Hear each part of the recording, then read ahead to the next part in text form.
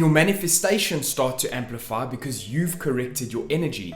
So you within yourself start to reset the way things are working around you because you've gone within. And when you start going within through things like meditation or just awareness practices, you can actually start changing yourself, and so the reflection starts to mimic it. As spiritual beings, we want to amp up our energy, and it's really important then to know where your energy is at. So in this video, I want to show you a few things. One of them being how to tell where your energy is, like what level your energy is at, because we actually have the ability to do that. And that will then help you expand your energy so that you can start pulling more good stuff in, and that will change number 3, what happens on the outside. So your manifestations and reflections then get altered too. This meditation really blew me away because of what it actually speaks about and where it speaks from.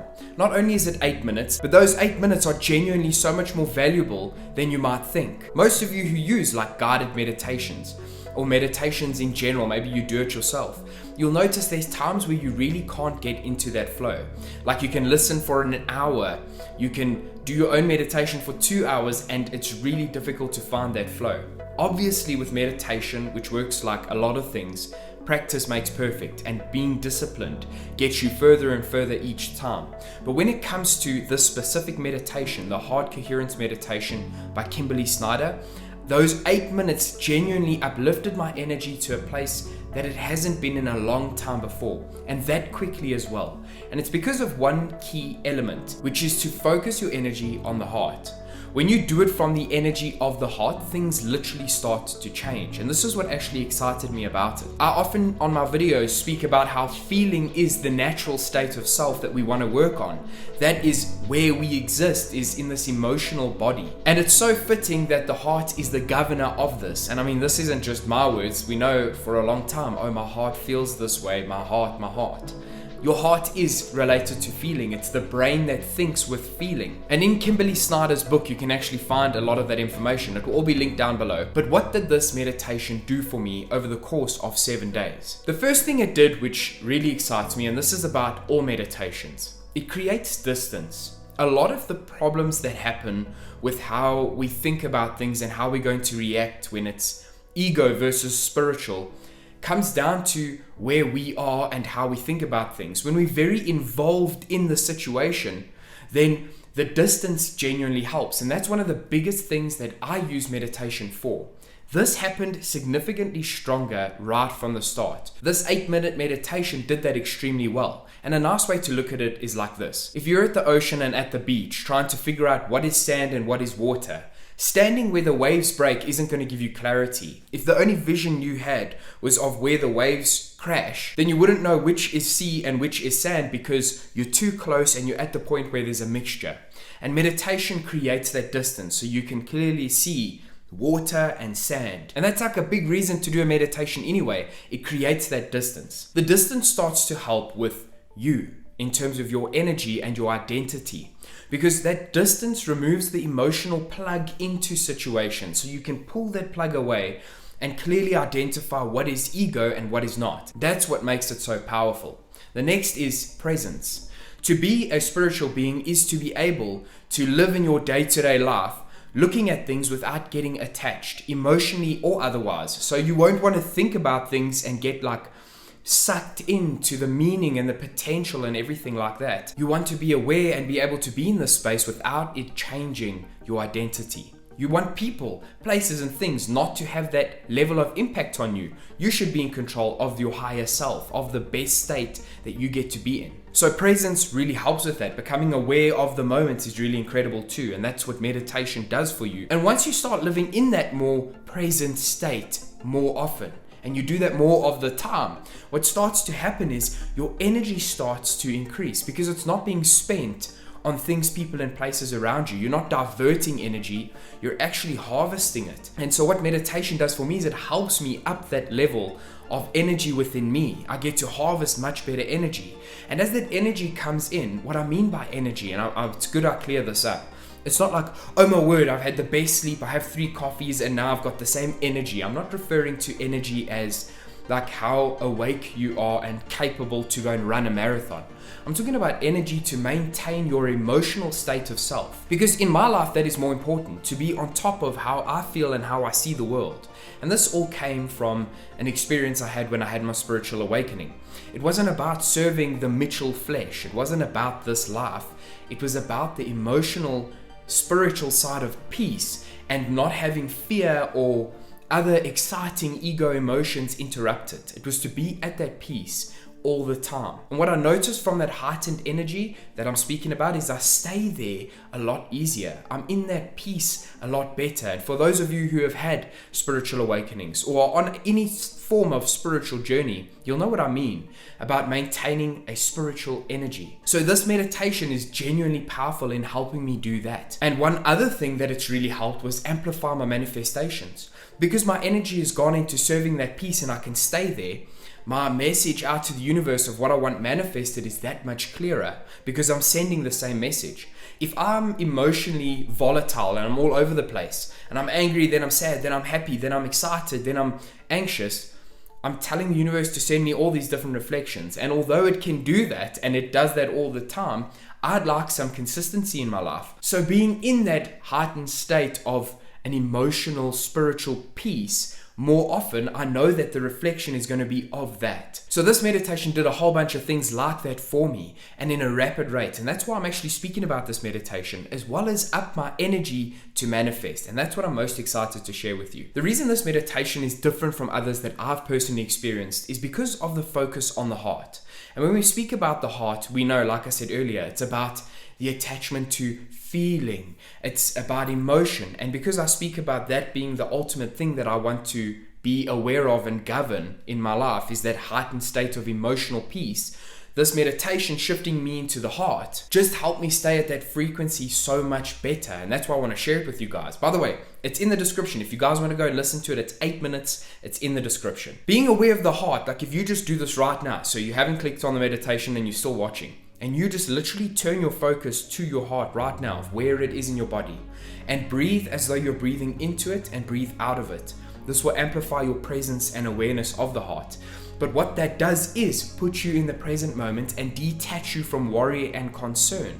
It's a much more powerful thing to do, to think out of that energy, and it's incredible how just moving your awareness there helps with this process. And this is all really important when you want to learn how to read your energy levels. So coming to that heart state of awareness from here, from that place of emotional control, that's what starts to amplify your experience on earth. So we got to know that things here on this earth don't have meaning. It doesn't have built-in value. It's only what we assign value to. So when we detach from the value that we've put on things, people, and places, we start to have a higher experience of living. And I'm going to put it like this.